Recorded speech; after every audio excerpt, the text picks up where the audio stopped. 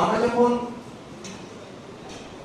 5 August পরবর্তী সময়ে বাংলাদেশে একটা নতুন রাজনৈতিক দলের বাস্তবতায় আমরা রাজনৈতিক কার্যক্রম শুরু করেছিলাম, তখন অনেকেই জাতীয় নাগরিক পার্টি জনসমর্থন পাবে না বলে মন্তব্য করেছিল। জাতীয় নাগরিক পার্টি এনসিপি নিবন্ধন নাই, নিবন্ধন না থাকা দলের সঙ্গে তারা কথাও বলতে চান না, এই ধরনের মন্তব্য অনেকে করেছিলেন। দেখা গেল জাতীয় নাগরিক পার্টি এনসিপি যারা নেতাকর্মীরা আছেন, এই জাতীয় যুব শক্তিরও অনেকেই অক্লান্ত পরিশ্রম করে পুঙ্খানুপুঙ্খভাবে নির্বাচন কমিশনের সমস্ত শর্তগুলো পূরণ করে জেলায় উপজেলায় কমিটি কার্যালয় এবং কার্যক্রম বিস্তৃত করে জাতীয় নাগরিক পার্টি পুঙ্খানুপুঙ্খ শর্ত পূরণ করে নির্বাচন কমিশন থেকে আমরা নিবন্ধন পেয়েছি। এত অল্প সময়ের ব্যবধানে সারা দেশের 1 কোটি মানুষের কাছে এনসিপি পৌঁছে দেওয়া, এটা সত্যি শুধু এনসিপির সাফল্য না, এই জাতীয় যুব শক্তির সাফল্য।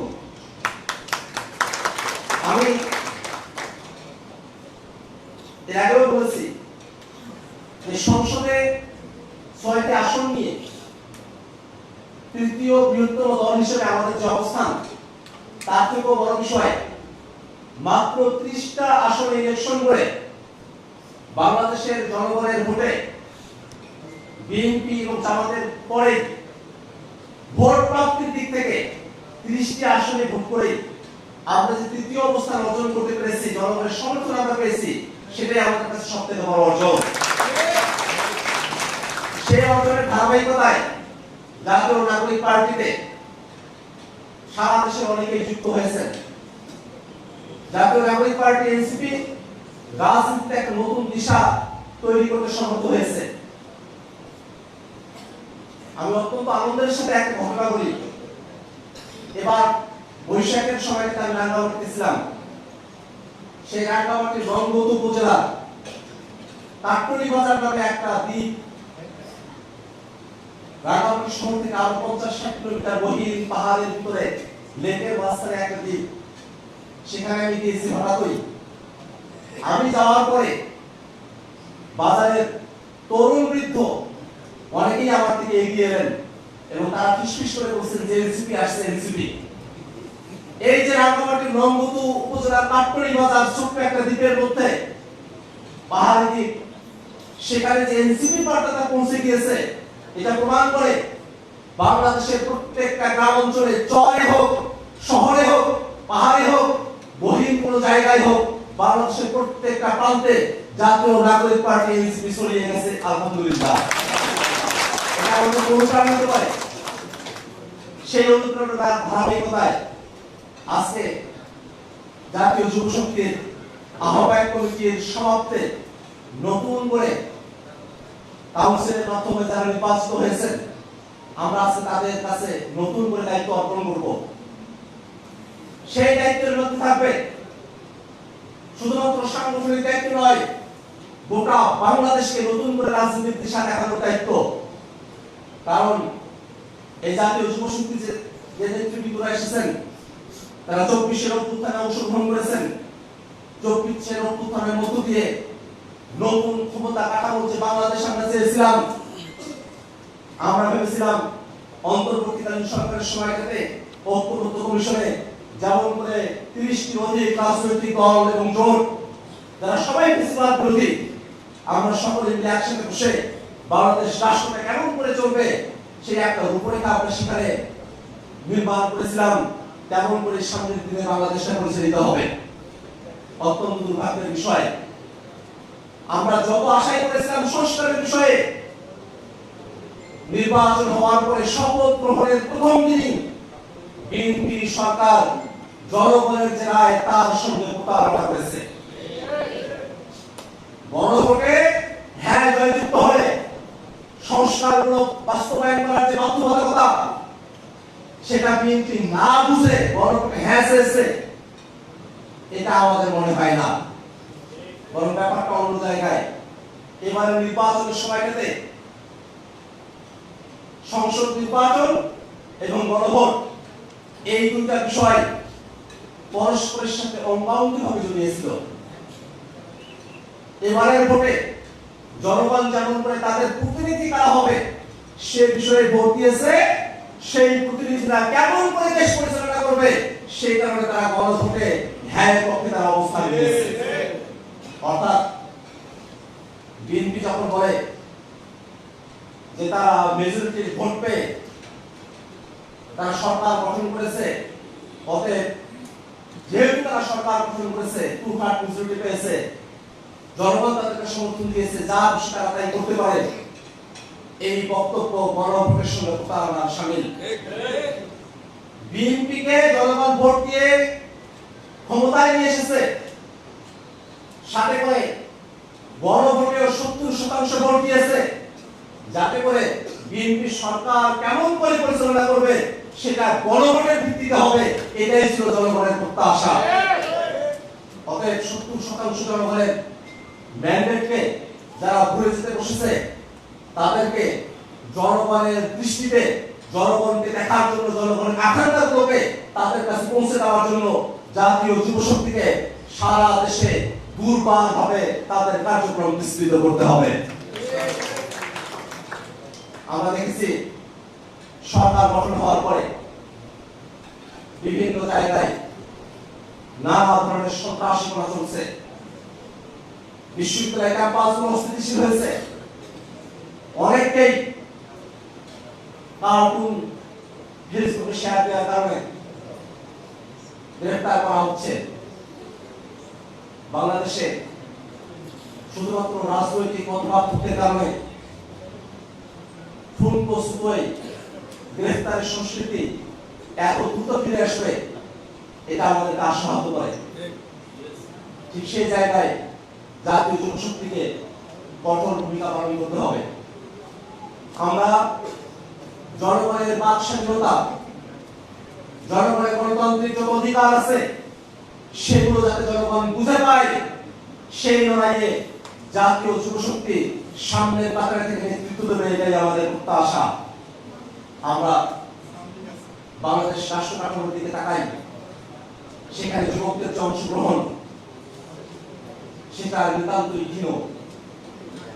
যুবকদেরকে নানাভাবে দেশীয় পরিস্থিতিগুলো থেকে বাইরে রাখা হয়, অথচ আমরা যখন বহির্বিশ্বের দিকে তাকাই তারা প্রবীণ এবং তরুণ, যুবক এবং বৃদ্ধ, নারী এবং পুরুষ সকলের মধ্যে সমান অংশগ্রহণের ভিত্তিতে, সকলের মধ্যে সৌহার্দ্যের মধ্য দিয়ে তারা রাষ্ট্রীয় পরিস্থিতিগুলো তারা নির্মাণ করে। যারা প্রাপ্য আছেন তাদের অভিজ্ঞতা যেমন দরকার, তেমনি করে যারা যুবক আছেন, তরুণ আছেন, আমাদের তরুণীরা আছেন, তাদের যুদ্ধ সেটাও দেশের জন্য প্রয়োজন। অতএব জাতীয় নাগরিক পার্টি এনসিপি এই তরুণরা এবং প্রাপ্যরা তাদের সকলের যাতে একটা সম্মিলন স্থল হয়ে আমরা উঠতে পারি সেই লক্ষ্যে আমরা কাজ করে যাচ্ছি। ইতিমধ্যে জাতীয় যুব শক্তি আমাদের তরুণদেরকে আমাদের সাথে অন্তর্ভুক্ত করেছে এবং জাতীয় নাগরিক পার্টি এনসিপি আমরা সিদ্ধান্ত গ্রহণ করেছি খুব অল্প সময়ের মধ্যে যারা প্রাপ্য আছেন তাদেরকে নিয়ে জাতীয় নাগরিক পার্টি এনসিপির একটা উপদেষ্টা পর্ষদ আমরা গঠন করব।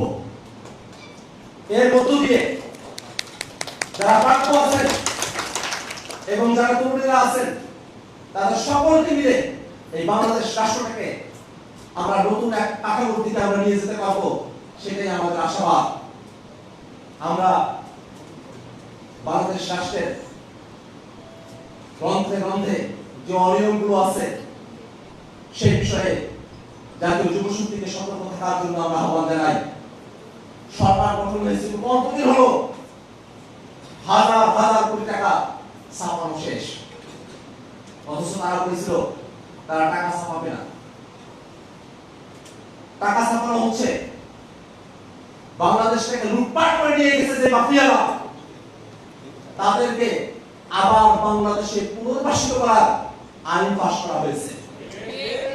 আমরা বিরোধী দল সংসদে প্রতিবাদ জানিয়েছি, কিন্তু সংখ্যাগরিষ্ঠতার জোরে ওই মাফিয়াদেরকে ব্যাংকগুলোতে আবারও পুনঃপ্রতিষ্ঠা করার যে আইন তারা করেছে, তাতে করে মনে হয় শুধুমাত্র চেয়ারের বাড়ির পরিবর্তন হয়েছে, ওই চেয়ারটা আগের যা কিছু করতো সেই জায়গাতে আরেকটা দলের শুধু বসেছে, আর কোন জায়গায় কোনো পরিবর্তন হয় নাই। আমরা বিএনপি বন্ধুরা যারা আছেন তাদের প্রতি আমাদের আশাবাদ আছে। আমরা একসাথে লড়াই করেছি। এই বাংলাদেশের মানুষ 17টা বছর ধরে নির্যাতিত হয়েছে।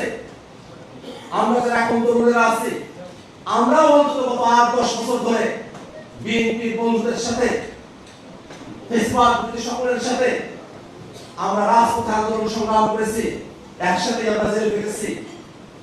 আমরা যখন যে জেলখানায় ছিলাম তখন সেখানে বিএনপির লোক ছিল, জামাতের লোক ছিল, ফেসিবাদ বিরোধী সকলে ছিল, আইন থেকে শুরু করে নিয়ে সিভিল সোসাইটির মানুষ যারা ফেসিবাদের বিরোধী ছিল, একসাথে আমরা ওই জেলখানার কুটিতে যখন ছিলাম, যখন এই বাংলাদেশ থেকে ফেসিবাদ বিতাড়িত হতে পারে এমন কোন আশাও যখন ছিল না, তখন কিন্তু আমরা সকলে একসাথে উপলব্ধি করেছিলাম এই বাংলাদেশ রাষ্ট্রে শুধু হাসিনার সমস্যা না, হাসিনা যে কাঠামোর মধ্য দিয়ে হাসিনা হয়ে ওঠে সেই কাঠামোর সমস্যা, সেই কাঠামোতে পরিবর্তন প্রয়োজন। এটা বিএনপি, জামাত এবং আমরা যখন তরুণ অ্যাক্টিভিস্ট আমরা সকলে মিলে কিন্তু তখন আমরা এই বিষয়টাতে একমত হয়েছিলাম। তার এই ধারাবাহিকতায় বিএনপি রাষ্ট্র মেরামতে, রাষ্ট্র সংস্কারের জন্য তারা অনেকগুলো দফা তারা দিয়েছিলেন, কিন্তু ক্ষমতায় আসার পরে এই যে দীর্ঘ সময় ধরে রাষ্ট্র মেরামতের আলাপ বিএনপি দিল, সে আলাপ থেকে তারা নিজেদেরকে দূরে সরে রেখেছে। আমরা চাইলাম যে প্রতিষ্ঠানগুলো সাংবিধানিক প্রতিষ্ঠান, যে প্রতিষ্ঠানগুলো স্বায়ত্তশাসিত প্রতিষ্ঠান, যে প্রতিষ্ঠানগুলো সংবিধিবদ্ধ প্রতিষ্ঠান, সেই প্রতিষ্ঠানগুলো সেটা যেন নিরপেক্ষভাবে পরিচালিত হতে পারে। কিন্তু ঘটল কি, সাংবিধানিক প্রতিষ্ঠানগুলোতে নিয়োগ দেওয়ার জন্য যে বিধান জুলাই সনদে আমরা সকল দল মিলে একমত হয়েছিলাম, সে বিষয়গুলো তারা বাস্তবায়ন করতে চায় না। তারা জোর জবরদস্তি করে বাংলাদেশ ব্যাংকে এমন একজনকে গভর্নর করেছে, জাতি হিসেবে আমরা একটা খাদের কিনারায় চলে যাওয়ার প্রান্তে আছি। একটা দেশের কেন্দ্রীয় ব্যাংক সেটা কেমন লোকদের দ্বারা পরিচালিত হবে, তাদেরকে সুবিধা দিবে, সেটা এখনকার গভর্নরকে দেখেই বোঝা যায়। তিনি নিজেও ঋণখেলাপি এবং আগে যারা ঋণখেলাপি আছে তাদেরকে আবার কিভাবে একীভূত হওয়া ব্যাংকগুলোতে পুনর্বাসন করা যায়, সেই কারণে এই সরকার আবার আইন করেছে। ওই ব্যাংকগুলোতে হাজার হাজার কোটি টাকা জনগণের আমানত ছিল, রাষ্ট্রের টাকা, সেগুলোকে যারা বিদেশি পাচার করেছে তাদের হাতে আবার ব্যাংকগুলোর মালিকানা চলে যাবে, এমন আইন করার অর্থ হলো যে লুটপাটকারী চোরেরা এতদিন ধরে লুটপাট করেছে, চুরি করেছে, তাদেরকে আর একবার চুরি করার জন্য, আর একবার দেশটাকে সর্বশান্ত করে দেওয়ার জন্য, দেশের টাকা পয়সাগুলোকে লুটপাট করে পাচার করার জন্য আর একবার তাদেরকে সুযোগ দেওয়া, আর একবার দেশটাকে সর্বশান্ত করার দিকে এগিয়ে যাওয়া। এই কারণে আমরা সরকারের কাছে আহ্বান জানাবো, দেশটা যাতে ভালোভাবে চলে, দেশে যাতে ফেসিবাদী কোনো কাঠামো না আসতে পারে, সে ব্যাপারে আমাদের সকলকে ঐক্যবদ্ধ হয়ে কাজ করতে হবে। আমরা খেয়াল করে দেখছি তারা দেশের পরিবেশ নিয়ে যখন কথা বলেন, অনেক ধরনের তারা কথা বলছেন। বিএনপি অনেক মন্ত্রীরা, তাদের নেতারা বলছেন বিরোধী দল তারা কি ফেসিবাদ আনতে চায় কিনা, সেটা নিয়ে নাকি তাদের মনের মধ্যে প্রশ্ন তৈরি হয়েছে।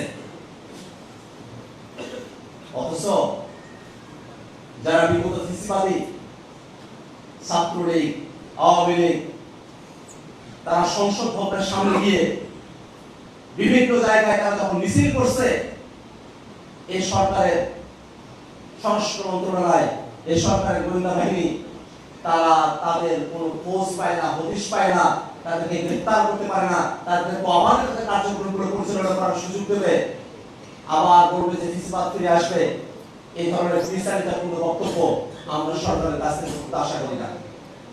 আমরা সরকারকে বলে দিতে চাই, আওয়ামী লীগের সঙ্গে আলাপ করে এই বাংলাদেশের মানুষের উপরে আবার ফিসবাদকে ফিরিয়ে নিয়ে আসার কোন সুযোগ জাতীয় নাগরিক পার্টি, জাতীয় যুব শক্তি দেবে না।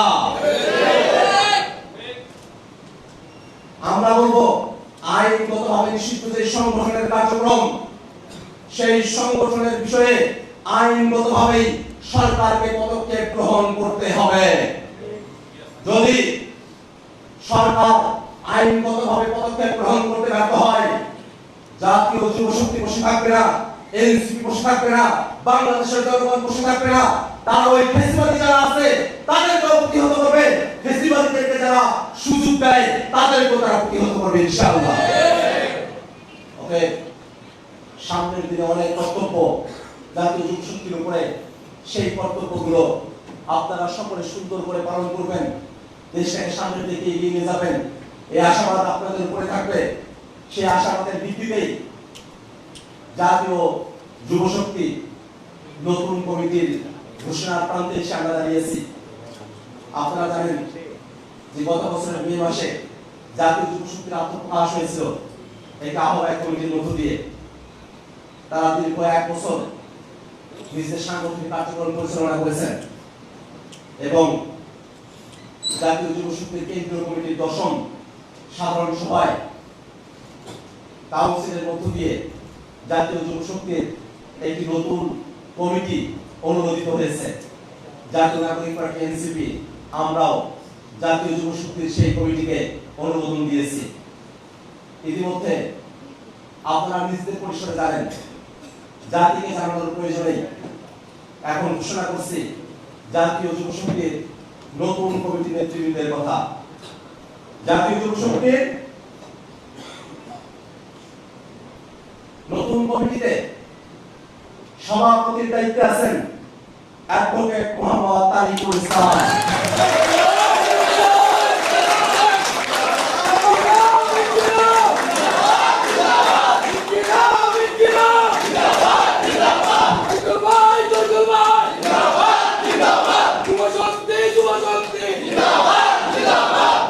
সিনিয়র সহসভাপতি মোহাম্মদ তুহিন মাহমুদ।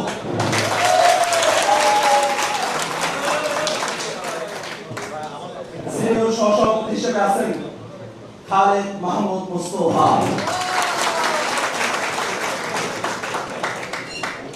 সাধারণ সম্পাদকের দায়িত্বে আছেন ইঞ্জিনিয়ার ফরহাদ সোহেল।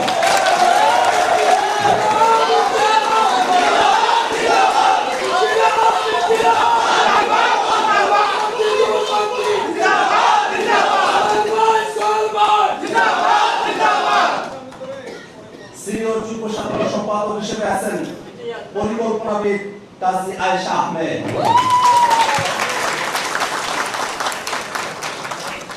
সাংগঠনিক সম্পাদক হিসেবে আছেন রিফাত রশিদ।